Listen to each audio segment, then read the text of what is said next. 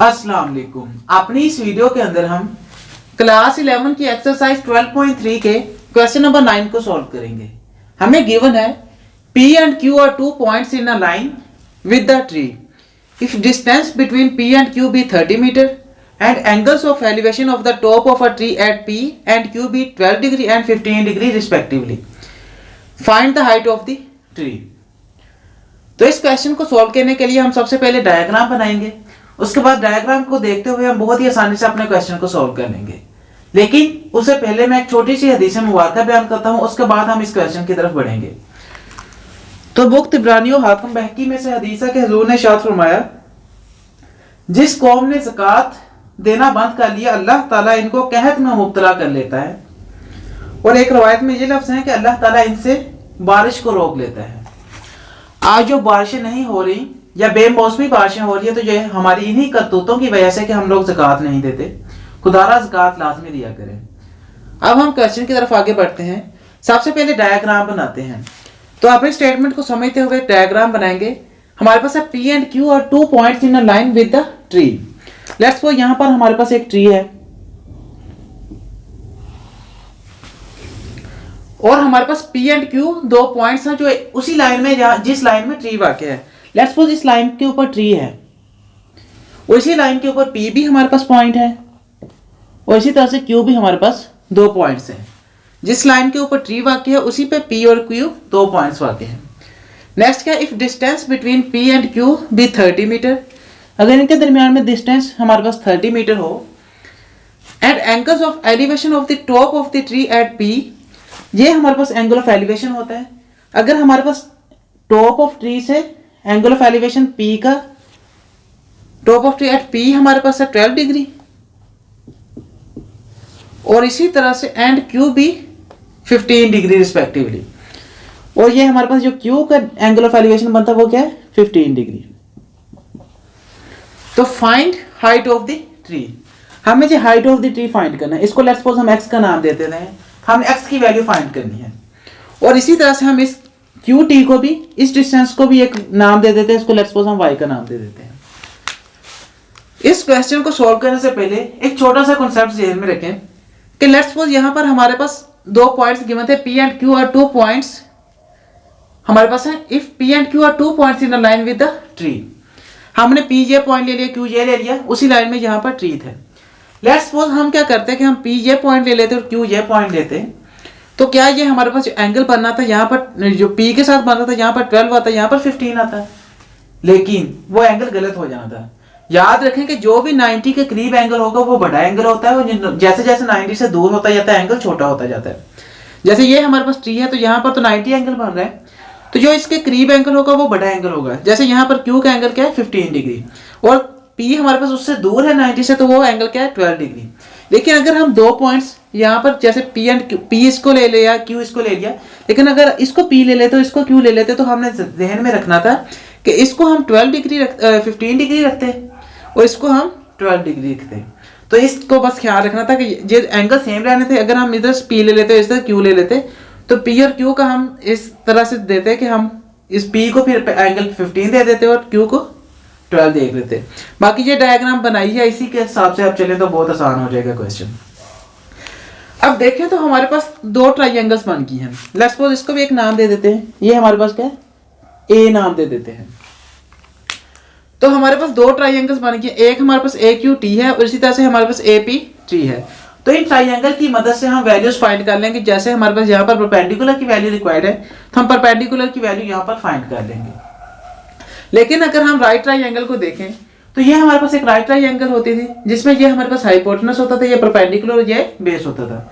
और sine theta किसके equal होता था, परपेंडिकुलर और हाइपोटेनस के।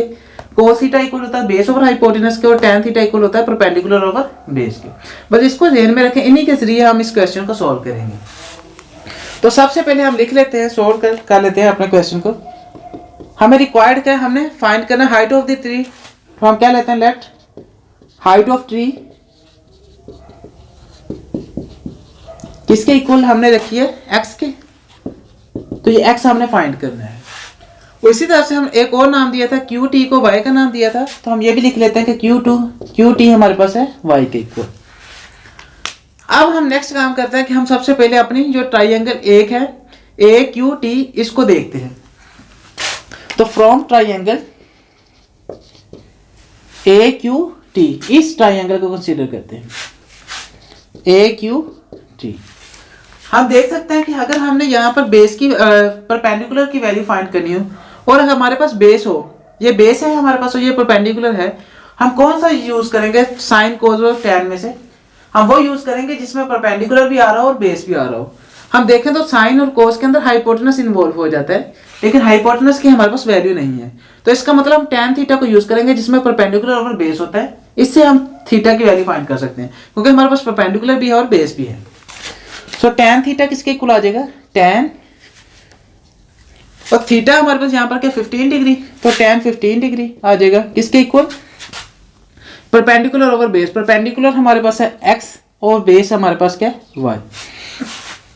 तो टैन 15 डिग्री हमारे पास क्या आ गया x ओवर y पे। जहां से अगर हम टैन y को इस तरफ ले आए तो x ओवर टैन 15 डिग्री आ जाएगा। टैन 15 डिग्री की वैल्यू लिख लेते हैं। टेंजेंट 15 डिग्री हमारे पास इक्वल होता है 0.267, मतलब 3 पॉइंट्स तक आप लिख लिया करें। तो ये हमारे पास क्या आ गया y की वैल्यू। इसको इक्वेशन 1 का नाम दे देते हैं। अब नेक्स्ट हम क्या करते हैं, हमने क्योंकि x की वैल्यू फाइंड करनी है, हम दूसरी जो हमारे पास है ट्राइंगल इसको भी कंसीडर कर लेते हैं।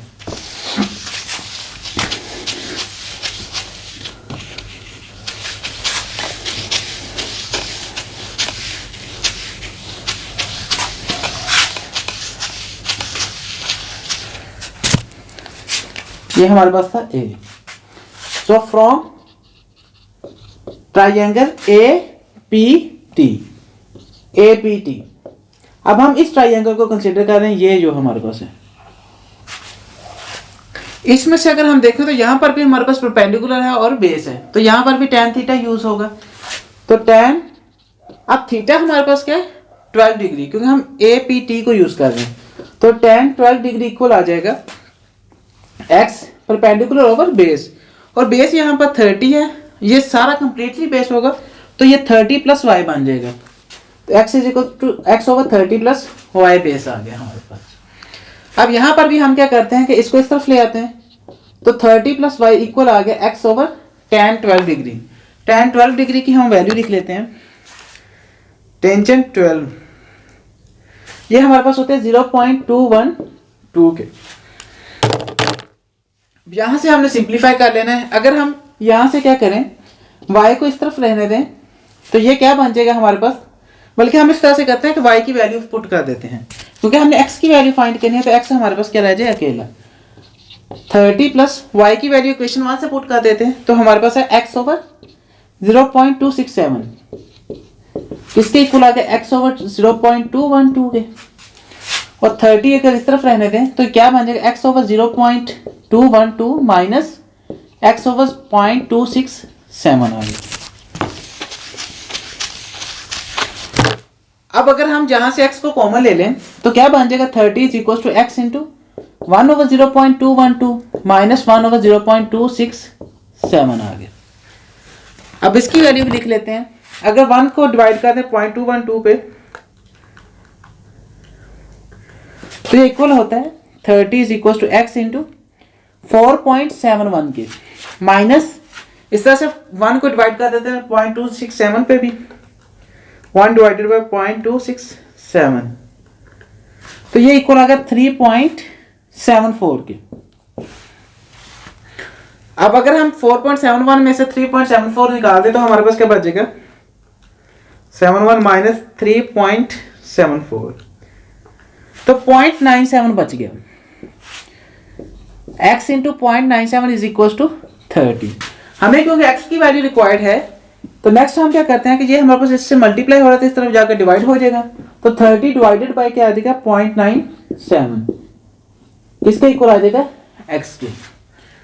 तो 30 को अगर हम 0.97 पे डिवाइड कर दें तो 30 पॉइंट तकरीबन आ जाता है हमारे पास 9 के equal x।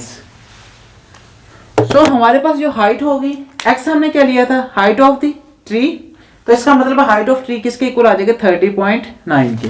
So height of tree is equal to